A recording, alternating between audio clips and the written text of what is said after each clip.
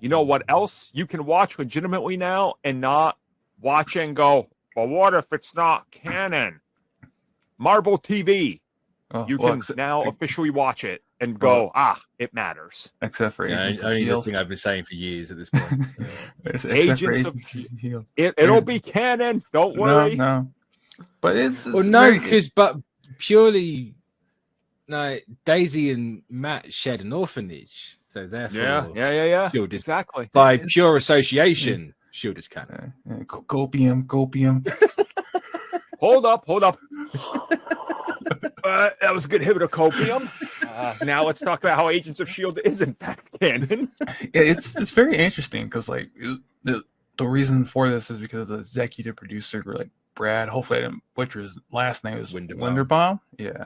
And when you're doing an interview, he said that basically they're keeping it like close to the vest and very tight-lipped about what's on the Secret Timeline and what's not canon on the Secret Timeline as of now, but that they were trying to pay homage to Netflix's series, especially with Daredevil, with what they're trying to do now.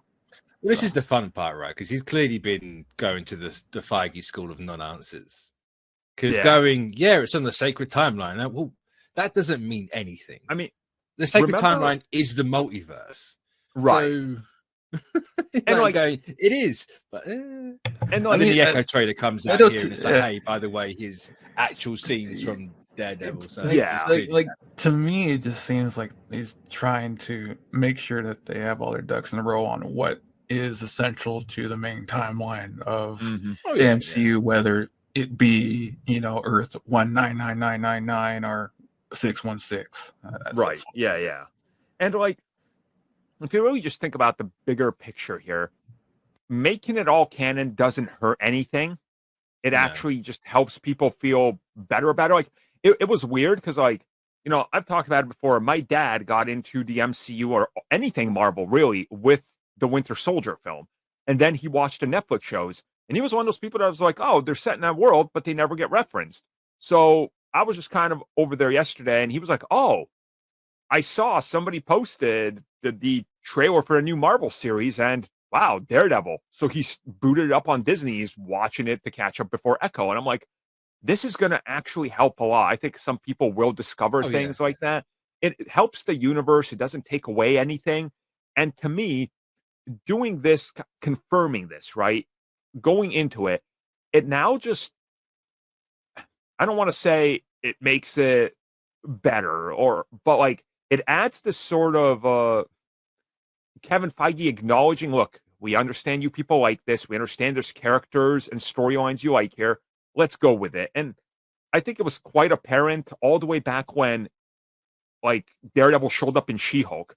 Remember Marvel.com had an interview with Marvel Studios, and at the end, they talked about Daredevil's appearances, and they mentioned the events of seasons 1 through 3 and all the Netflix stuff, and then his appearance in Spider-Man, and then they quickly deleted it. I think they were just waiting, and like, now it's the time so they can acknowledge it, which, again, is great and gives me hope that now they're releasing more physical media. We can maybe see these get full releases, not just like those limited runs that Netflix did. Yeah. It'd be kind of nice for completionists. So, I also wonder how much the Born Again rework plays a factor in this. Yeah.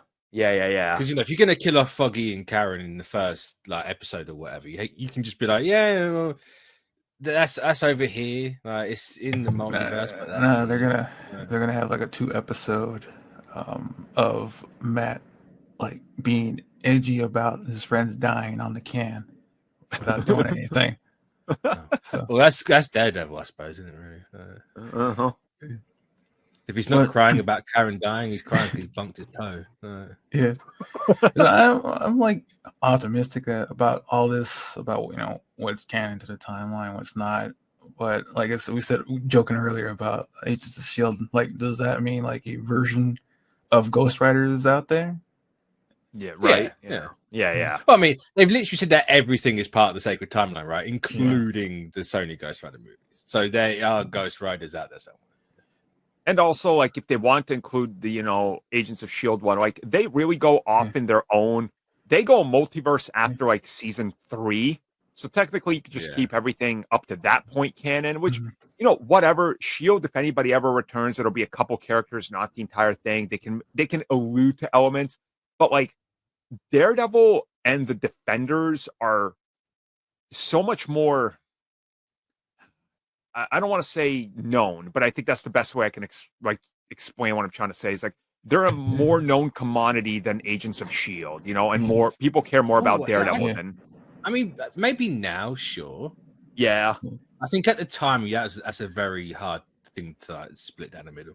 Oh, at the time when Agents of S.H.I.E.L.D. was hitting its stride in season 4 and 5, my God, those numbers and the repeat views and the charts were pretty incredible. So it's maybe I wanted to bring S.H.I.E.L.D. back, and despite the last seasons, obviously, it'd be like, by the way, this is a variant timeline. yeah. This is this, but you're finding this out properly by the 616 version of these characters. There's some incursion stuffy wuffy going on that's blending timelines, and lo and behold, they just do something like wow, like you just relegate them. You relegate them to. Well, no, you're not relegating them. It's going like, by the way, like. It's like everything up until a certain point where these characters happened in the main MCU. Everything after this happens over there. Like we are introducing these characters into the main timeline, and also making it nice and neat and tidy with a little bow on top. Yeah, I know. No renegading, not getting rid of anyone. I know what you're saying. It's just like it sounded like you're getting rid of the original variants by saying, "Oh yeah, but your world explodes." So we don't have to follow you anymore. I mean, their multiverse basically fell apart anyway by the end. Let's be honest. Stuff was going to happen there anyway. Yeah. Now, the biggest question here that nobody's bringing up is, can Papa Feige save Runaways and Cloak and Dagger? Probably not. He needs to I thought you could say Iron Fist. That's why I said no. Runaways. No, I know there's no saving Iron Fist. Come on. Come on. It's like, yeah, Jessica Jones and Luke Cage are canon. Iron Fist is slightly different. Kevin Feige's just going to show up and be like, what's that? It's like, Finn Jones is like, it's me. I've never seen this man in my life. What? It's just some hobo dressed as Finn Jones? No, they're going to AI all of what's her faces, like her head onto every Finn Jones scene from the other 2 seasons. Jessica Henwick, that's her name. Oh yeah, I'm really bad with names this year. That's my new thing, apparently. But yeah, I want Cloak and Dagger to come back, but put them in a Spider-Man movie, please. Yeah, it's where they belong. I want to bring like as many of these characters as you can, just to enrich the world, tell these stories, explore new corners of the Marvel universe. Like that's the one thing that Marvel TV always had that the MCU couldn't have till they started doing Marvel Studios TV shows, is like just kind of live in this world and see different pockets of it. I always appreciate that about everything. So, and since we've got multiverse stuff and incursions, like if you're pushing Avengers 5 like way back or whatever, have like a She-Hulk episode or 2, or like an overarching story for a season where you have a new actor playing the same character of a returning character. Right. So like you have the Cloak and Dagger kids, but then you also have a new Cloak and Dagger kids. And then you have like one suing the others for like impersonation or whatever. Just something like that. One of my all-time favorite Marvel characters is Runaways Nico. Absolutely love Nico Manuro. Oh, I love Nico, the actress is back for the Spider-Man animated series, Friendly Neighborhood Spider-Man. Like she's playing Nico in that. So like my hope is work her into live action, put her into She-Hulk or something. Like that's such a cool character with a staff of one and everything. I just want to see some of those concepts return and be like, yeah, these things matter. They're cool. It's like, yeah, all right. And that's my hope with this whole Marvelous TV's canon now, that they can make some of these elements, important, or at least acknowledge that they happened. I say it's funny, right? Because they spent the last couple of years really trying to like push out new characters and stuff. When you have all this stuff, I know there's the whole feud they had with the Marvel Entertainment side of things, but you had all these TV characters. Like you got them back. Why not? Instead of like rushing out every other new character. I'm not saying I don't want those new characters that they've done because I enjoyed it, but just focus on what you've had before and flesh those out, and then you're adding the same amount essentially at the same time. Yeah. And the groundwork's already done.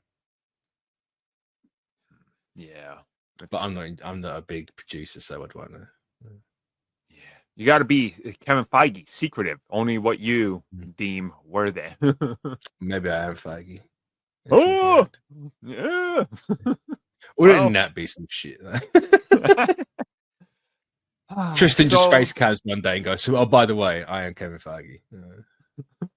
Ricardo comes in here. Aha! I'm David Zaslav. That would explain so much. It would explain so much. Drink Zoa.